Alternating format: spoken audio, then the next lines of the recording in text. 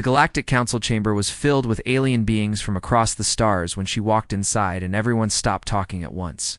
I guess they had never seen anyone like her before in their entire lives, and some of them had lived for thousands of years already.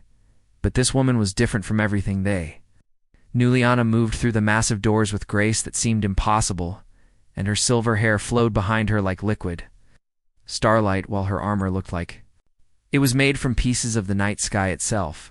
And behind her came something even more shocking. As a dragon followed her into the chamber, and its scales were black as deep space, with eyes that burned like distant suns. The dragon was not small or cute like the creatures some species kept as pets, but massive and deadly and ancient beyond measure, and its name was Nightwing. And together they had traveled across galaxies for reasons no one in the council could understand yet, but they would learn soon enough. The alien leaders sat in their high chairs and looked down at the woman and her dragon with confusion, and some with anger, because Earth was not an important planet in their eyes, and humans were considered weak and primitive compared to the great civilizations that ruled the galaxy for millions of years. Katie Morrison stepped forward from the shadows where she had been waiting, and she wore the uniform of the United Earth Defense Force, and while her clothes were simple compared to the shining robes and armor of the alien council members, her eyes were hard as steel, and her jaw was set with determination that made even the dragon pause for just a moment. Katie was not tall or imposing like many of the aliens in the room, but she carried herself like someone who had seen battle and survived and learned from it, and when she spoke her voice was calm, but everyone could hear the anger beneath her words. For 50 years, we have asked you nicely to stop your attacks on our colonies, and Katie said each word carefully so there would be no misunderstanding, and for 50 years, you have ignored us, or laughed at us, or told us that humans are too weak to matter in galactic affairs. The insect creatures, called the Vexstar, clicked their mandibles in amusement because they had raided human settlements many times and taken people to sell in their flesh markets, and they did not think Earth could do anything to stop them. The crystal beings called the Luminae glowed with cold light and calculated probabilities in their processor minds, and their numbers told them that humans were not a threat and could be ignored safely. Massive warrior race called the Croth laughed the loudest because they were the strongest beings in the known galaxy, and they had crushed 1,000 civilizations under their boots and eaten the bones of their enemies, and humans seemed like insects to them. One of the Croth leaders stood up, and his armor clanked with the weight of 100 battles, and he pointed at Katie with a claw that could tear through metal and said, "What will you do, little human, because your species has no magic and no ancient weapons, and you are barely worth our attention?" Roared, and the sound shook the entire council chamber and made the walls vibrate, and several of the alien delegates fell backward in their chairs as the dragon filled their minds with visions of burning worlds and shattered fleets and civilizations. Turned to ash, and Dusliana raised one hand, and the dragon became quiet again, but his eyes still burned with fury, and she looked at the Croth warrior with a smile that was beautiful and terrible at the same time.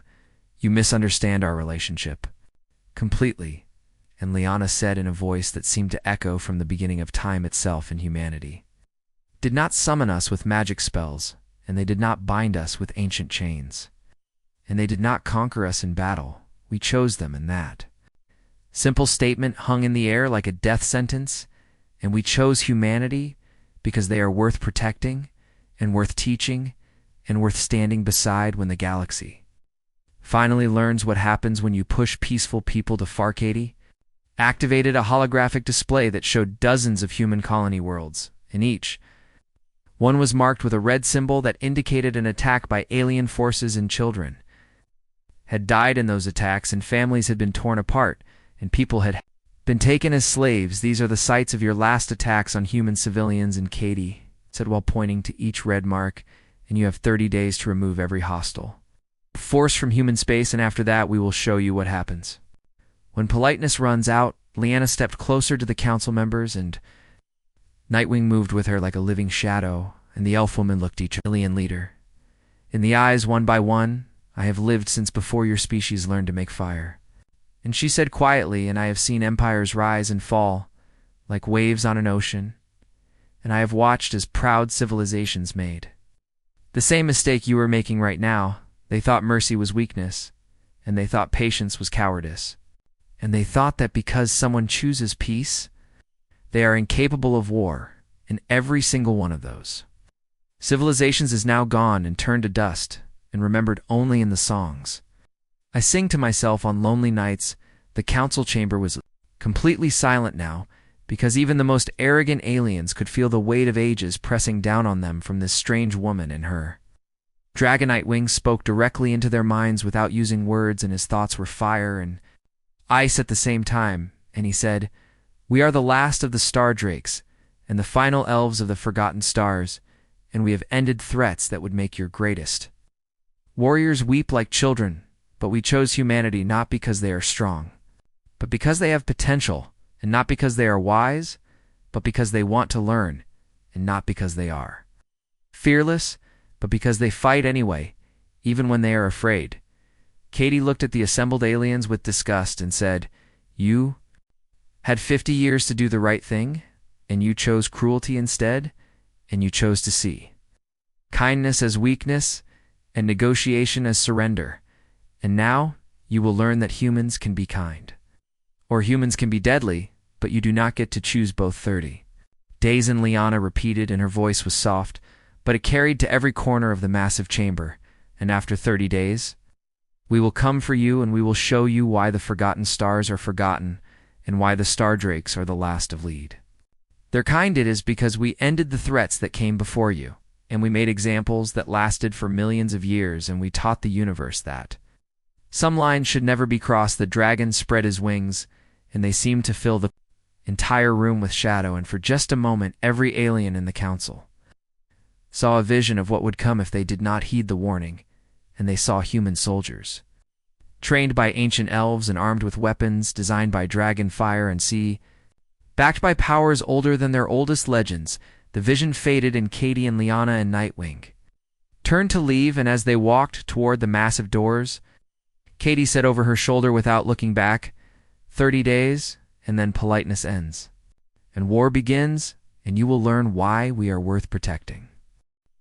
The Vexstar Queen did not believe the warning was real, and she thought the elf and her dragon were bluffing, because the Vexstar had conquered hundreds of worlds and enslaved thousands of species, and no one had ever stopped them before. So why would these humans be any different from all the others who had begged for mercy? 3 days after the council meeting, the Vexstar swarm descended on New Haven colony like a dark cloud, and there were 10,000 warriors with bioweapons and acid sprayers, and claws sharp enough to cut through steel, and they had come to harvest human children for their flesh markets, just like they had done twice before them. Human farmers saw them coming and locked their doors and hid in their basements with their families, and they prayed that someone would save them because they had no weapons strong enough to fight the Vexstar and no training to stand against such numbers.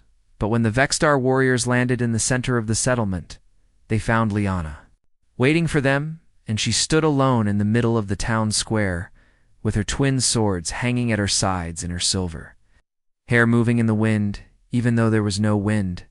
"That day, where is your dragon?" the Vexstar commander hissed through his translator. "And where are your human soldiers, and where are your mighty weapons? Because we see only one female standing against 10,000 of the greatest." Warriors in the Galaxalina smiled and said, "Nightwing is everywhere I need him to be, and the humans are watching from above and learning what I am about to teach them about fighting creatures like you." Maya Brooks circled overhead in her fighter, along with 12 other pilots, and they had orders to watch and record everything. That happened because this was not just a battle, but a lesson, and Katie Morrison herself had told them to pay attention to every detail. Vexstar swarm attacked all at once, and they rushed forward with mandibles clicking and weapons firing, and acid spraying through the air, and it seemed impossible that one person could survive such an assault, even if that person was an ancient elf with magic powers. But Liana moved like water flowing around rocks, and she was never where the attacks landed, and her swords sang as they cut through chitin armor and severed limbs and found the weak points in Vexstar biology with perfect precision. Every single time noticed the joint weakness here. She called up to Maya and the other pilots while cutting through 3 warriors at once, and their armor is strongest at the thorax, but the neck junction is vulnerable to thermal weapons, so aim there. When you fight them, Maya recorded everything and watched in amazement as Liana fought without, seeming to tire and without wasting a single movement, and it was like watching a deadly dance where every step had meaning and purpose. Plasma Blast hit Liana in the shoulder and burned through her armor, but she barely seemed to notice the pain. And she kept fighting while explaining their communication works through pheromones. So if you disrupt the Queen's signal, they lose coordination and become confused. The Vexstar kept coming in waves and Liana kept cutting them down while teaching Maya and the other pilots exactly how to kill these creatures and where their weaknesses were and what tactics worked best against their swarm attacks then. The sky went dark and Nightwing fell from the clouds like a meteor made of shadow and fury. And his wings were so large they blocked out the sun, and his roar made the ground shake beneath their feet. Dragon landed among the Vexstar warriors, and his flames were not normal fire, but something far more terrible, and where his breath touched. The aliens, they simply ceased to exist and were turned into less than atoms and scattered on the wind. But Maya noticed something important as she watched from above, and Nightwing was holding back his full power and deliberately leaving survivors who could run away and spread word of what happened here today. The battle ended quickly after that, and the Vexstar who survived fled in terror back to their ships, and Liana stood in the scorched earth breathing normally like she had just taken a walk instead of fighting 10,000 warriors. Maya landed her fighter nearby and walked over to the elf woman with respect and confusion mixing in her mind. "Why did you teach us your fighting technique?" she asked, "and why not just end this yourself and save us the trouble of learning?" Liana looked at the young pilot with eyes that held the weight of ages and said, "Because Nightwing and I will not live forever, even though we have lived for a very long time already, and eventually we will fade away and become memories and myths, but humanity will continue." And she said while putting a hand on Maya's shoulder, "And when we are gone, you need to be able to defend yourselves against threats like the Vexstar and worse things that exist in the dark spaces between stars. We did not choose humanity because you were already strong." And Liana continued, "And we chose you because you were worth making strong and because you have the potential to become something greater than you are." Now Maya understood then that this was about more than just one battle or one colony, and it was about preparing humanity for a future without their ancient protectors. Nightwing shrank down to the size of a large dog and walked over to them, and his thoughts entered their minds gently, and he said, "Teach others what you learned today and spread this knowledge to every human soldier and make sure our lessons are not forgotten." The dragon looked at Maya with eyes that burned with ancient fire and continued by saying, "We give you the tools, but you must learn to use them, and we show you the way, but you must walk the path yourselves." Maya saluted both of them and said, "I will make sure every pilot in the fleet knows what I learned here today, and we will be ready when you are." Liana smiled sadly and said, "That is all we can ask, and that is why we chose your species above all others, because you learn quickly and adapt and survive, no matter what the galaxy throws at." Youth farmers of New Haven came out of their homes slowly and saw the devastation around them and the scorched earth where thousands of Vexstar had died, and they understood that something had changed in the balance of power. One old farmer approached Liana and asked, "Art you an angel sent from heaven to protect us?" Liana laughed softly and said, "No, I am much older than angels and much more dangerous, but I am your friend, and that is what matters." She looked up at the sky where Vexstar ships were fleeing and said, "They will tell others what happened here, and word will spread across the galaxy that humanity is not defenseless anymore." Maya returned to her fighter and prepared to head back to base, and as she lifted off, she saw Liana and Nightwing standing together in the ruins of the battlefield, and they looked like figures from ancient legends come to life. The lesson had been taught, and now it would spread throughout the human military, and soon every soldier would know how to fight the Vexstar, and how to exploit their weaknesses, and how to win against impossible odds. This was just the beginning, and there were more lessons to come. The Lumine Collective was a species that prided themselves on pure logic and mathematical perfection, and their bodies were made of living crystal that housed processors capable of calculating billions of outcomes every second, and they had never made a decision based on emotion or instinct in their entire existence. When they analyzed the warning from Liana and Earth, Their probability matrices told them there was a 73.4% chance the elf and dragon were bluffing, and a 94.7% chance humans would negotiate before resorting to actual violence. The numbers gave them confidence, and the Luminae trusted numbers more than anything else in the universe. Captain Dana Hayes commanded the Earth vessel Valiant when the Luminae decided to test their calculations and sent a harvester fleet to strip mine the asteroid colonies, where human workers extracted rare elements that were needed for building ships and stations the Luminae had done this before many times, and they always ignored human property rights because their mathematical models said the economic benefit outweighed any political cost, and humans had always backed down in the past, but this time was different because Liana came with Dana and her crew. You do not have to be here, Dana told the elf woman as they watched the Luminae fleet approach on their view screen, and my crew can handle this situation ourselves. Liana smiled while scratching behind Nightwing ear ridges, and the dragon was currently the size of a large dog in the ship-ready room, and he rumbled contentedly at the attention can. You handle them, Liana asked gently, and the Luminae think in pure logic and mathematics, and sometimes logic needs to meet something it cannot calculate or predict. The Luminae broadcast their demands across all frequencies, and they wanted immediate cessation of mining operations and transfer of all extracted materials and reparations for what they called illegal use of collective claims. Spaced their mathematical proofs of ownership, filled entire data streams, and each argument was precisely constructed with references to ancient laws and treaties that humans had never agreed to. Dana's response was simple and direct, and she just said, "No." Luminae attack ships moved forward with their crystalline hulls refracting starlight into deadly focused beam weapons, and they had calculated the exact amount of force needed to disable the human vessel without destroying it completely, because they wanted the rare elements intact. Dana crew had trained for this exact scenario, and human tactical doctrine emphasized speed and unpredictability and creative solutions that cold logic struggled to anticipate or counter effectively. But it was Liana who turned the battle into something the Luminae could never have calculated. She stood at the viewport with her eyes closed and began to sing, and the sound was something beyond normal music or language, and it was harmony made manifest, and it was a frequency that resonated with the quantum vibrations of reality itself. The Luminae ships began to shatter from the inside. Their crystalline holes started developing cracks and fractures, and their perfect geometric structures began tearing themselves apart because Liana's song had found the exact resonance frequency that made their greatest strength come their greatest weakness. One by one, the Luminae vessels fractured and broke, and their crews ejected in escape pods as their ships became glittering debris floating in space like diamonds scattered across black velvet. When the singing stopped and silence returned, Dana stared in complete awe at what she had just witnessed. "How did you do that?" Dana asked, and her voice was barely a whisper. Liana opened her eyes, and they reflected starfields that no longer existed and galaxies that had died billions of years ago.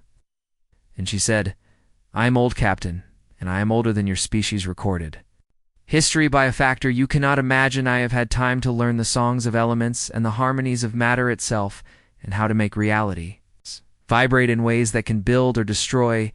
And she paused and looked at Dana with ancient sadness. "But that is not what I am teaching you today."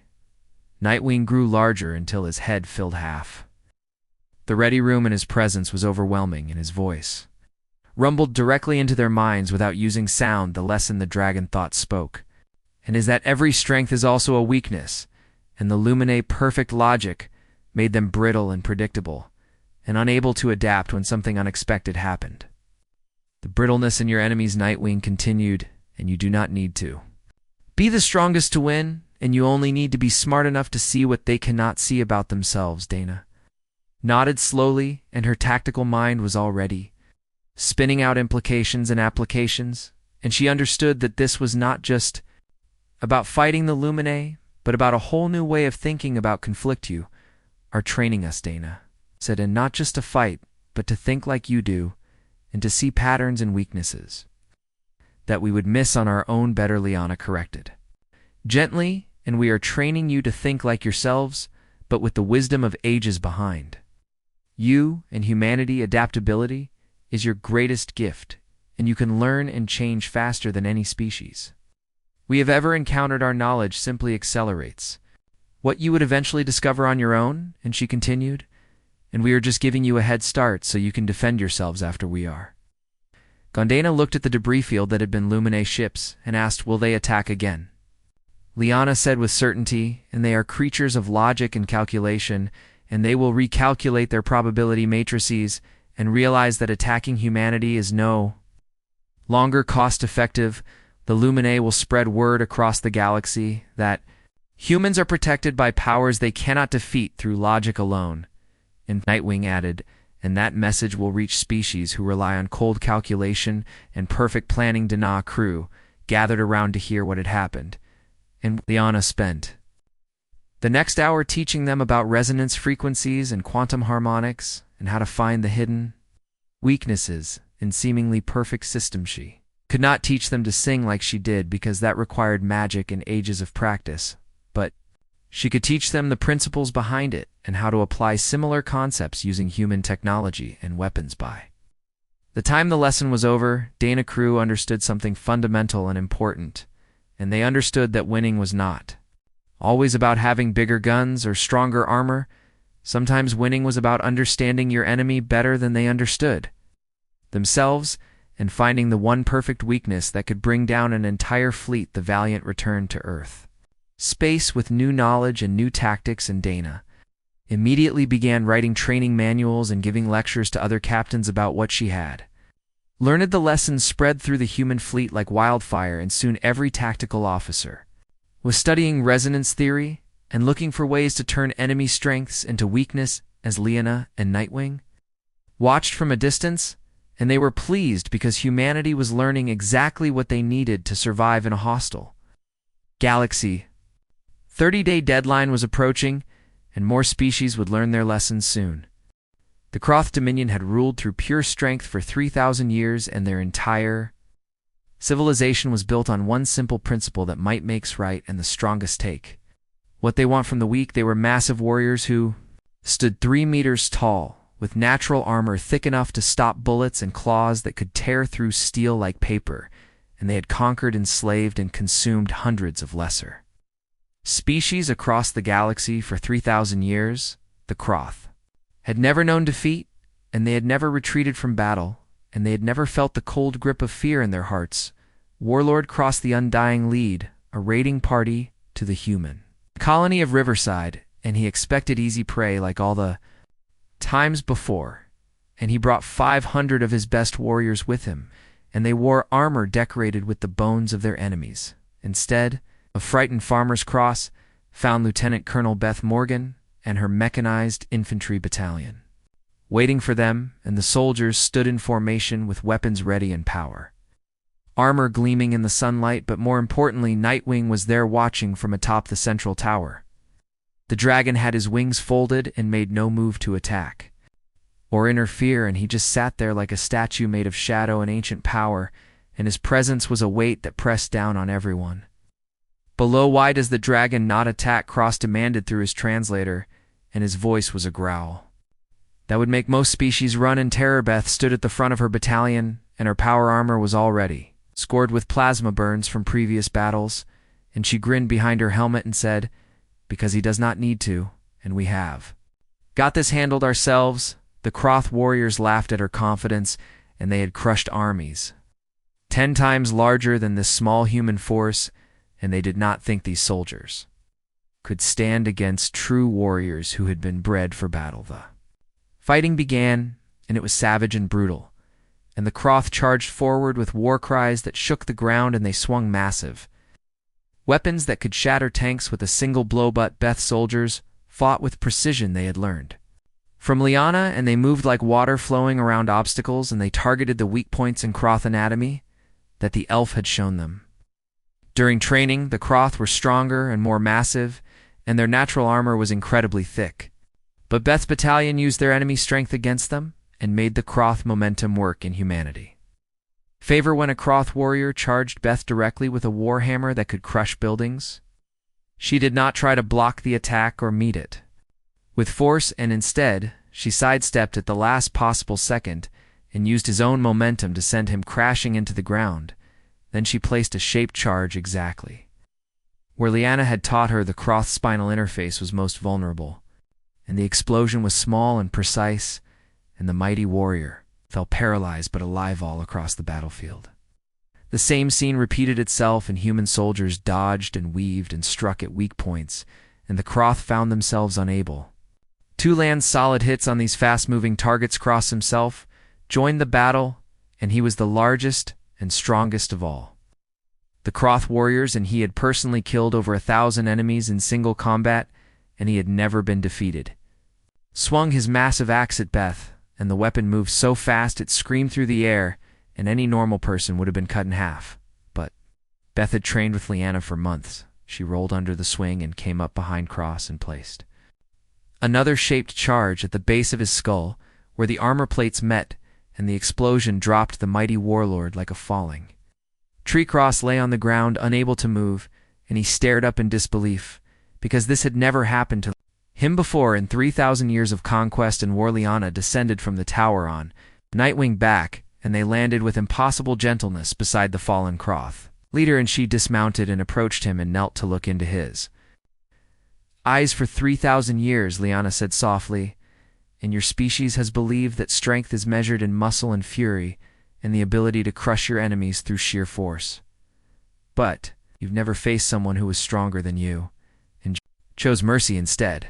And she gestured to Beth and her soldiers, who stood ready but had not delivered killing blows to their defeated enemies' humanity. It's teaching you something new today, Warlord, and they are teaching you fear and not fear of death. Because you Croth welcome death in battle, but fear of being proven wrong about everything you believe. Nightwing, that's washed over the entire battlefield and touched every mind present, both human and Croth, and his mental voice was terrible and beautiful at the same time. We are ancient, the dragon said, and we have ended species that numbered in the trillions, and we have turned suns cold and made planets weep, and we have destroyed threats that would give your worst nightmares fear. But we chose to stand with these young, fragile humans, not because they are powerful, but because they understand something you have forgotten. And that thing is that true strength is knowing when not to use it. Beth removed her helmet and looked down at Cross with something that was not quite pity, but also not quite contempt.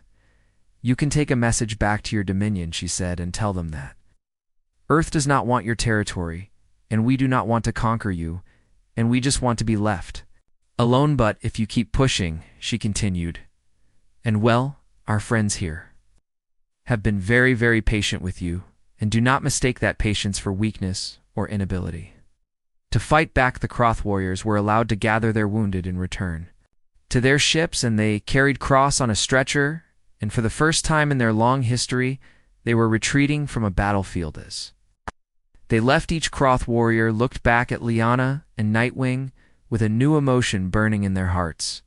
And it was respect born from fear, and fear born from understanding that they had finally met something they could not defeat. Beth approached Liana and said, thank you for the training, and without what you taught us, we would have been crushed. Liana smiled and said, you did the work, and you learned the lessons, and you applied them perfectly.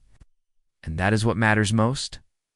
Nightwing shrunk back down and said, tell other human soldiers what happened here today, and spread the knowledge of how to defeat the Croth, and make sure every battalion knows their weaknesses. Promised she would, and over the following weeks, she traveled to every human military base and taught them what she had learned. And soon the entire Earth Defense Force knew how to fight. The mighty Croth word spread across the galaxy that the Croth had been defeated, and that the unbeatable warriors had retreated in fear, and species that had cowered before the Dominion for thousands of years began to whisper about change. The Croth themselves held emergency council meetings and debated what to do about humanity and their ancient protectors, and for the first time they considered the possibility that conquest might not be the answer. Cross recovered from his paralysis, but he was changed by the experience, and he had felt true fear and true respect, and he understood now that strength came in many forms. The lesson had been taught, and the galaxy's strongest warriors had learned humility, and the 30-day deadline was almost here. 6 months had passed since the council meeting, and the galaxy major powers gathered again, but not in the Grand Council chamber this time, and instead they met on a small moon, where Liana and Nightwing had made their temporary home. Admiral Katie Morrison represented Earth, but she was not alone because Maya Brooks and Dana Hayes and Beth Morgan stood with her, and each woman bore scars from their battles, and each carried herself with confidence that made the alien delegates uncomfortably honored. Waited for them in a garden she had grown in impossible flowers, bloomed under alien stars in colors that should not exist, painted the landscape, and Nightwing coiled around an ancient tree with his size somewhere between a fighter craft and a small cruiser. "You called us here," the new Vexstar Queen said, and her tone was far more respectful than her predecessor, who had died screaming in dragonfire, "and we have withdrawn from human space, as you demanded, as have we." The Lumine representative said, and its crystalline voice was subdued and quiet even. The Croth delegation bowed their massive heads, and this was a gesture their species had not made to anyone in living memory, and Cross the Undying himself led them, and he walked with a slight limp from his battle with Bethliana stood, and the garden seemed to hold its breath, and every flower turned toward her as if she were the sun, and she said, "I asked you here not to gloat and not to threaten, but to explain something important. You need to understand what you have been playing with," she continued, "and you need to know the truth about Nightwing and myself, and why we chose humanity above all others."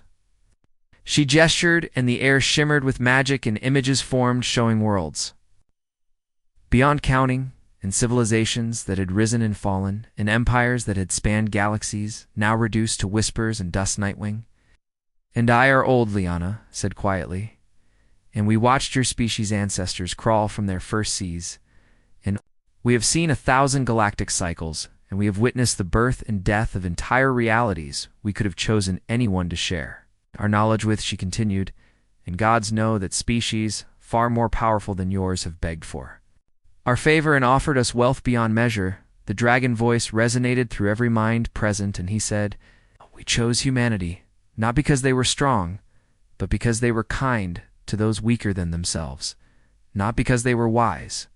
Nightwing continued, "But because they wanted to learn and ask questions and admitted when they did not know, not because they were fearless, but because they fought anyway, even when they were terrified, and even when victory seemed impossible." Caddy stepped forward, and her voice carried despite her smaller size compared to the massive aliens, and she said, "For 50 years, we asked nicely, and we negotiated, and we compromised, and we tried to be good neighbors to all of you. You mistook that for weakness," Katie continued, "and you thought because we had not unleashed weapons of mass destruction that we did not have them, and you thought because we valued life, we could not take it when necessary. But now you know better," Maya added in her pilot eyes were hard and cold, "and you have seen that we can fight, and that we will fight when pushed to forend, that we learned from the best teachers in the galaxy," Dana said, "and we learned from beings who have forgotten more about war than your species will ever know." Beth crossed her arms and smiled slightly and said, "So here is the final warning, and this time there will not be another chance, and stay out of human space completely. Do not raid our colonies, and do not enslave our people, and do not treat us like we are insignificant, because we are not alone anymore." Beth continued. Liana's expression softened, and something almost like sadness crossed her ancient features, and she said, "I wish it had not come to this, and I wish you had listened to their peaceful requests. But perhaps this is the only language the powerful truly understand," she continued, "and the language of consequences, and the lesson learned through painite."